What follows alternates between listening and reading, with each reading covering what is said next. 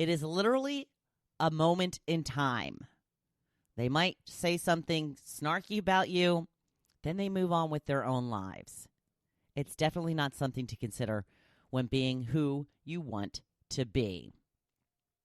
I do all kinds of silly things now I would have never really even dreamed of in the past. Just silly little things, being goofy. Like my husband, he texts me when he gets to work every day, so I know he made it safely. I always tell him to have a great day, and I love him. And then about a month or so ago, I started telling him I love him more than something I consider to be a favorite, such as I love you more than my new Apple AirPad, or one of my favorite foods, or my Louis Vuitton purse. Or remember Lasagna Week? Yeah, it wasn't that long ago. I told him one day that week that I loved him more than lasagna. Then I followed up with, no, wait. Okay, yeah, I love you more than lasagna. It's fun.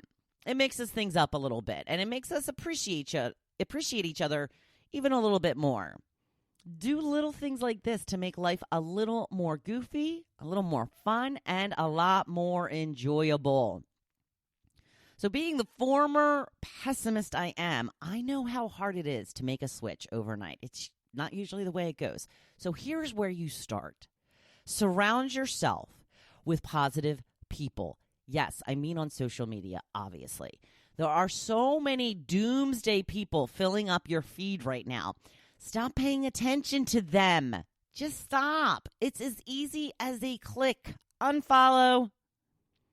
Then fill your feed with people who will demonstrate how to get through this tough time with a little grace and a lot of positivity. Choose people who will offer you hope and real tips how to make these days just a little better. Here is who I suggest you follow on Facebook and Instagram. The Hopefulist.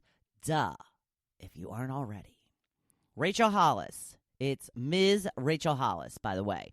Oprah Winfrey. Brendan Burchard. If that name sounds familiar, that's because I share his stuff all the time. I discovered him through my Rise Business Conference. He is the high performance habits guy. I am a massive fan. You will love him too, I assure you. Follow Jenna Kutcher or the Goal Digger podcast. Dave Ramsey for great financial advice. Gretchen Rubin, who is the author of The Happiness Project. And Ed Milet. Can't really tell you much about Ed Milet. Just follow him. He will inspire you. Clear your mind of any self-consciousness. Just do what they say and see what happens, even if you feel foolish. Some things will stick, some things won't.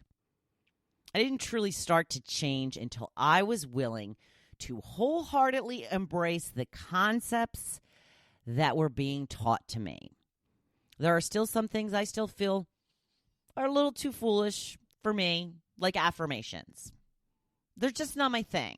But I do write things down on my mirror that I see several times a day. So it's kind of the same thing. Be open to anything.